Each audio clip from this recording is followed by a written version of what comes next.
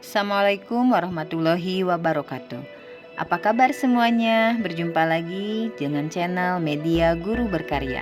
Kali ini kita akan membahas materi lanjutan dari teks eksplanasi.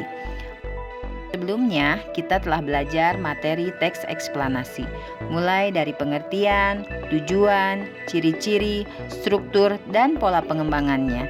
Nah, pada video kali ini kita akan belajar menelaah isi teks eksplanasi dan kaidah kebahasaan yang seringkali digunakan dalam teks eksplanasi.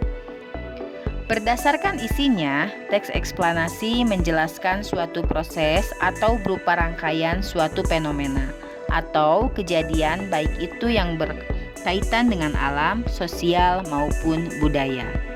Dalam pemaparannya, teks eksplanasi bisa saja merupakan jawaban dari pertanyaan mengapa atau bagaimana.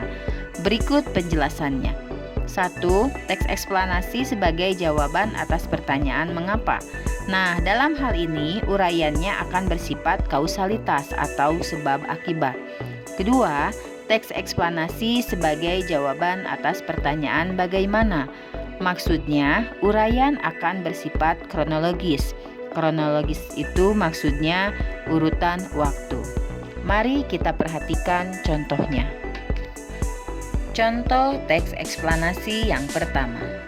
Penyalahgunaan narkoba adalah pemakaian obat-obatan atau zat-zat berbahaya dengan tujuan bukan untuk pengobatan, penelitian, menghilangkan rasa sakit rangsangan, semangat, dan halusinasi. Apabila digunakan tanpa mengikuti aturan atau dosis yang benar, dapat menimbulkan bahaya adanya adiksi, ketergantungan obat, ketagihan. Proses kejadian penyalahgunaan narkoba terjadi akibat salah pergaulan dan rasa keingintahuan yang kuat, serta mudahnya dalam mendapatkan obat-obatan tersebut.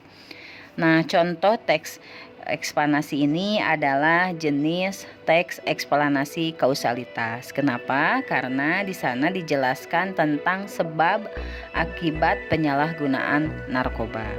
Mari kita lihat contoh teks kedua. Contoh teks kedua, pada bulan keempat, muka telah kian tampak seperti manusia. Dalam bulan kelima, rambut-rambut mulai tumbuh pada kepala. Selama bulan keenam, alis dan bulu mata timbul. Setelah 7 bulan, fetus mirip kulit orang tua dengan kulit merah berkeriput. Selama bulan ke-8 dan ke-9, lemak ditimbun di bawah kulit sehingga perlahan-lahan menghilangkan sebagian keriput pada kulit. Kaki membulat, kuku keluar pada ujung-ujung jari, rambut asli rontok, dan fetus menjadi sempurna dan siap dilahirkan.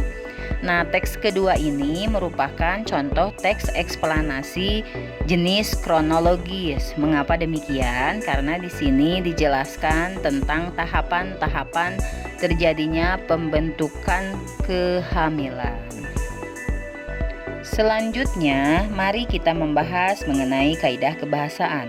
Namun, sebelumnya, mari kita mengingat lagi ciri-ciri teks eksplanasi. Yang pertama, terdiri atas beberapa paragraf. Kedua, kalimat yang mengisi setiap paragrafnya adalah fakta. Jadi bisa dikatakan teks ini semuanya berupa fakta. 3. Fakta yang dipaparkan bersifat keilmuan. Maka dari itu banyak digunakan kata-kata khusus atau kata teknis sesuai dengan bidang keilmuannya. 4. Fakta itu dirangkaikan dengan pola kronologis atau urutan waktu ataupun secara kausalitas.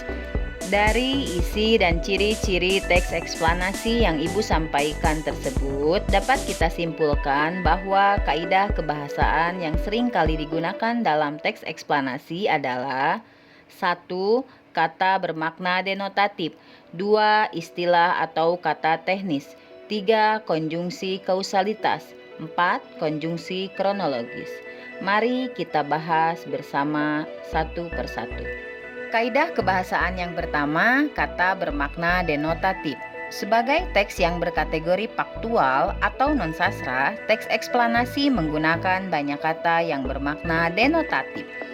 Denotatif artinya mengandung makna sebenarnya, bukan bahasa kiasan atau bahasa figuratif. Denotatif lawan dari kata konotatif, yaitu bahasa kias yang seringkali digunakan dalam bahasa sastra. Kita lihat contohnya. dalam dua kalimat dengan menggunakan kata yang sama tetapi bermakna berbeda. Kalimat yang pertama, tulang rusuk berfungsi untuk melindungi organ-organ penting yang ada di dalam rongga dada. Tulang rusuk di sini bermakna kata denotatif, yaitu sebenarnya. Artinya tulang rusuk yang ada dalam organ tubuh manusia. Kita lihat perbedaannya dengan kalimat kedua yang bermakna konotatif. Ia telah menemukan tulang rusuknya. Kata tulang rusuk dalam kalimat kedua ini bermakna konotatif, yaitu artinya pasangannya. Kaidah kebahasaan yang kedua yaitu istilah atau kata teknis.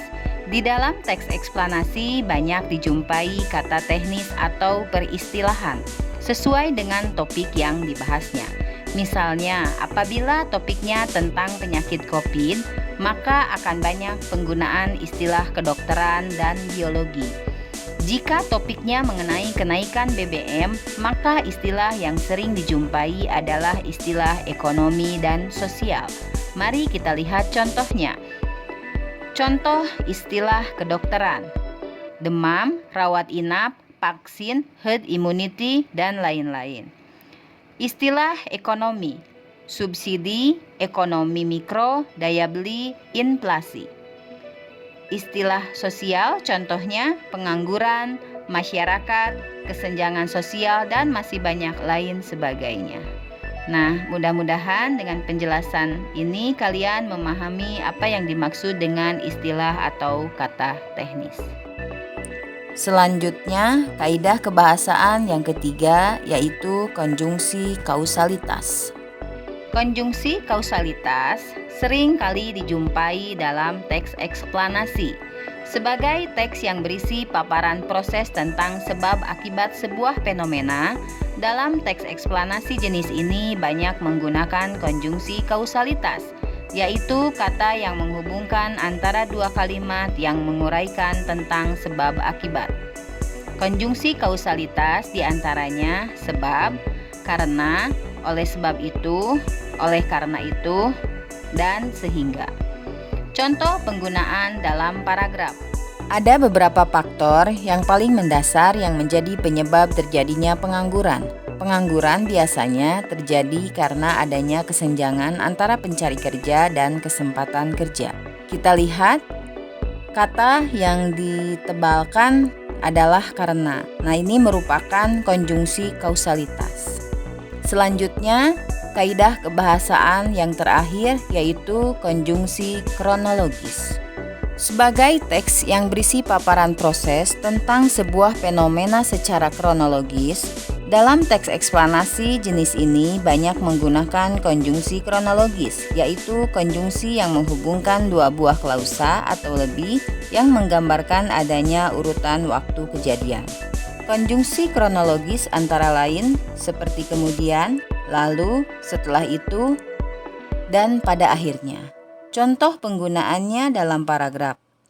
Pada bulan keempat, muka telah kian tampak seperti manusia. Dalam bulan kelima, rambut-rambut mulai tumbuh pada kepala. Selama bulan keenam, alis dan bulu mata timbul.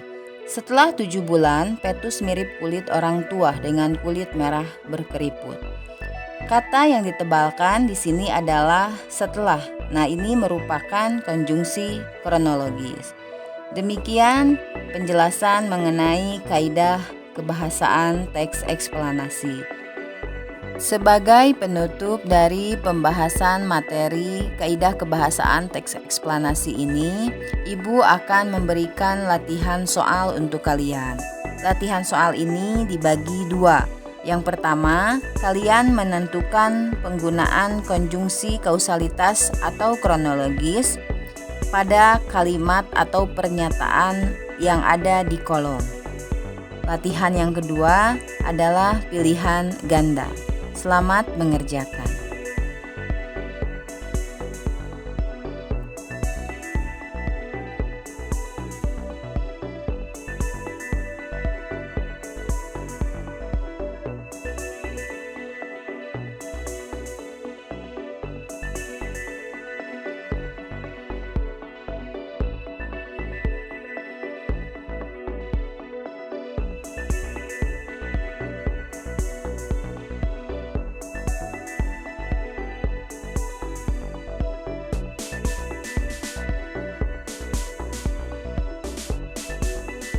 Dan tak lupa, agar channel ini berkembang, Ibu mohon dukungan kalian untuk like, komen, dan subscribe di channel YouTube ini. Terima kasih. Wassalamualaikum warahmatullahi wabarakatuh.